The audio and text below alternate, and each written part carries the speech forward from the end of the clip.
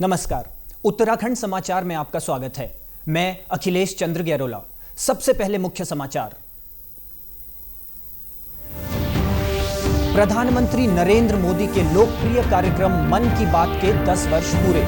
स्वच्छता को लेकर उत्तरकाशी के सीमावर्ती गांव झाला की धन्यवाद प्रकृति पहल का प्रधानमंत्री ने दिया उदाहरण।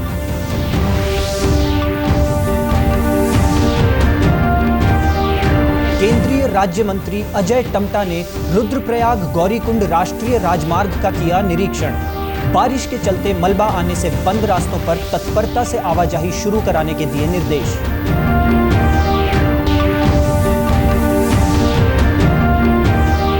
और ऊधम सिंह नगर जिले के रुद्रपुर में जिला न्यायाधीश के नेतृत्व में चलाया गया स्वच्छता अभियान। न्यायिक अधिकारियों व अधिवक्ताओं के साथ ही अन्य लोग भी हुए अभियान में शामिल। अब समाचार विस्तार से। प्रधानमंत्री नरेंद्र मोदी ने आज सुबह 11 बजे आकाशवाणी पर मन की बात कार्यक्रम के माध्यम से देशवासियों को संबोधित किया। कार्यक्रम के 114वें एपिसोड में उन्होंने कहा कि आज का एपिसोड भावुक करने वाला है। मन की बात कार्यक्रम को 10 साल पूरे हो चुके हैं। 2014 में 3 अक्टूबर को मन की बात कार्यक्रम की शुरुआत हुई थी। उस दिन विजयदशमी का दिन था। यह बेहद सुखद संयोग है कि इस बार 3 अक्टूबर को नवरात्रि का पहला दिन है। कार्यक्रम में प्रधानमंत्री नरेंद्र मोदी ने कहा कि मेक इन इंडिया पहल के कारण भारत विनिर्माण का महाशक्ति बन गया है। इस अभियान से गरीब, मध्यम वर्ग और एमएसएमई को काफी लाभ मिल रहा है और इसने हर वर्ग के लोगों को अपनी प्रतिभा दिखाने का अवसर दिया है। प्रधानमंत्री ने लोगों से आने वाले त्योहारी सीजन के दौरान मेड इन इंडिया उत्पाद खरीदने का आग्रह किया। इस वर्ष 2 अक्टूबर को 10 वर्ष पूरे करने जा रहे स्वच्छ भारत मिशन की सफलता का जिक्र करते हुए प्रधानमंत्री ने कहा कि इस मिशन से लोगों के बीच वेस्ट टू वेल्थ मंत्र लोकप्रिय हो रहा है। उन्होंने कहा कि लोग रिड्यूस, रीयूज और रिसाइकल के बारे में बात करने लगे हैं। उन्होंने इस मिशन को जन आंदोलन में बदलने वालों की सराहना भी की। साथ ही कहा कि यह महात्मा गांधी को भी सच्ची श्रद्धांजलि है, क्योंकि अपना पूरा जीवन इसी उद्देश्य के लिए समर्पित कर दिया। प्रधानमंत्री ने उत्तराखंड के उत्तरकाशी के सीमावर्ती गांव झाला का उदाहरण देते हुए कहा कि गांव के युवाओं ने अपने गांव को स्वच्छ रखने के लिए एक विशेष पहल धन्यवाद प्रकृति की शुरुआत की है। उत्तराखंड के उत्तरकाशी में एक सीमावर्ती गांव है झाला। यहां के युवाओं ने अपने गांव को स्वच्छ रखने के लिए एक खास पहल शुरू की है। वे अपने गांव में धन्यवाद प्रकृति या कहें थैंक यू नेचर अभियान चला रहे हैं। इसके तहत गांव में रोजाना 2 घंटे सफाई की जाती है।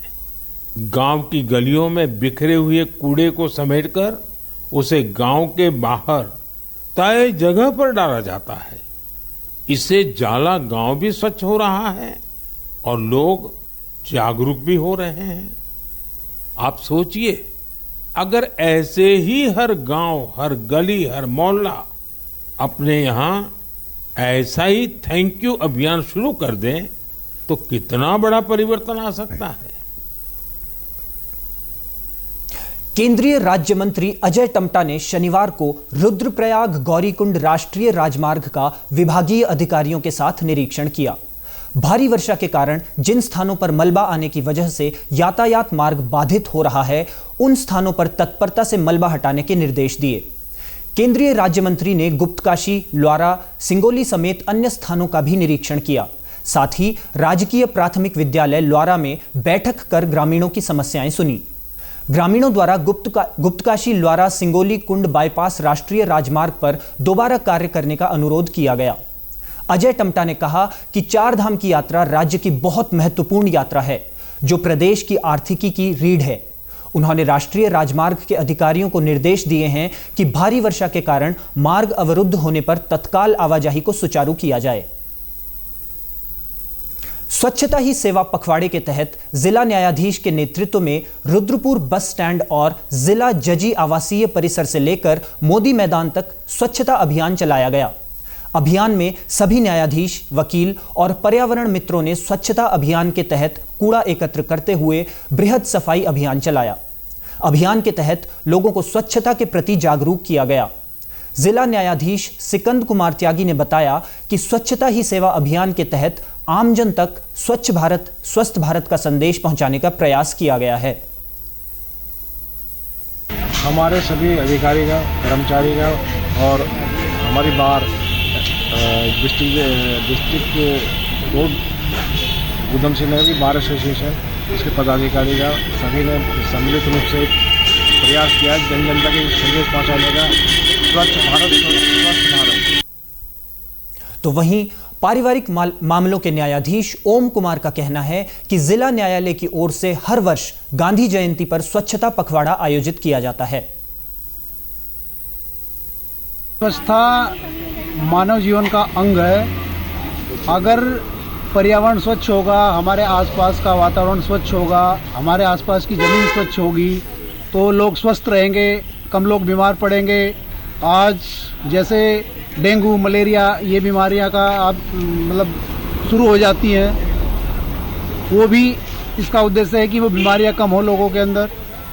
और जिला न्यायालय हर साल गांधी जयंती के अवसर पर स्वच्छता पखवाड़ा मनाती है और लोगों को स्वच्छता के लिए जागरूक करते हैं, जिससे कि हमारा देश स्वस्थ रहे, लोग जागरूक हों स्वास्थ्य के प्रति, सफाई के प्रति। जिला बार एसोसिएशन के अध्यक्ष दिवाकर पांडे का कहना है कि पूरे देश में स्वच्छता एक पर्व के रूप में मनाया जा रहा है। माननीय उच्च न्यायालय नैनीताल के आदेश पर जिला न्यायाधीश के नेतृत्व में स्वच्छता अभियान चलाया गया। इसका मुख्य उद्देश्य आम लोगों को स्वच्छता के प्रति जागरूक करना है।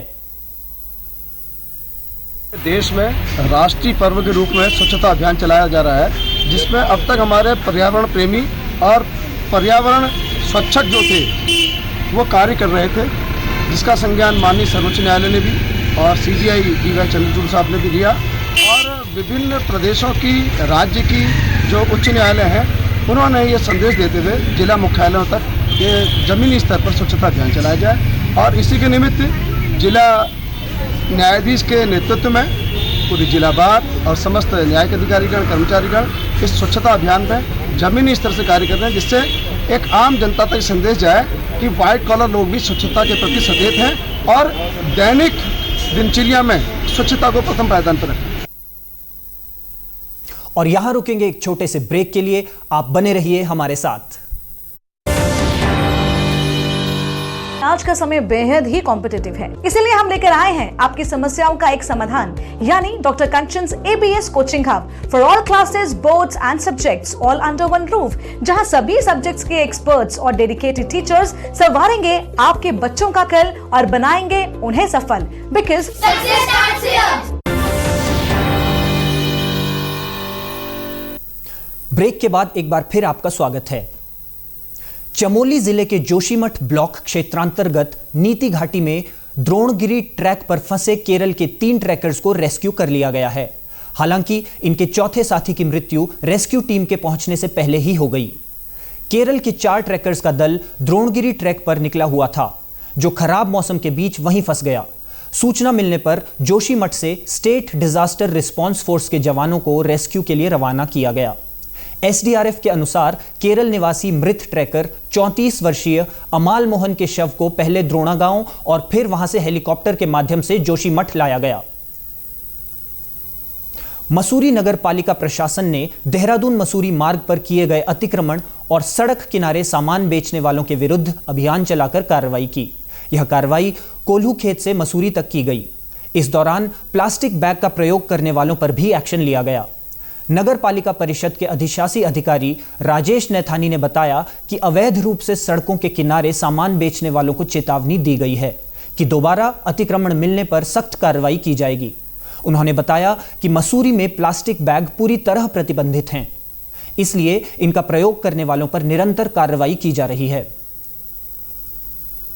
उप जिलाधिकारी के महोदय का निर्देश में आज नगर पालिका द्वारा पानी वाले मोड़ से अभियान ऊपर की तरफ चलाया जा रहा है, जिसमें रोड पे जो भी अस्थायी व अस्थायी अतिक्रमण है उसको हटाया जा रहा है। साथ ही पॉलीथीन यूज भी जो लोग कर रहे हैं उनके विरुद्ध चालानी कार्रवाई की जा रही है।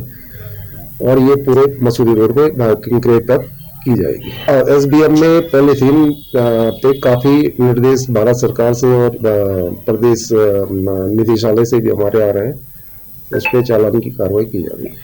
इसी के साथ अभी तक के समाचार समाप्त हुए। दूरदर्शन समाचारों से जुड़े रहें। मिलते हैं फिर शाम 5 बजे के बुलेटिन में। नमस्कार।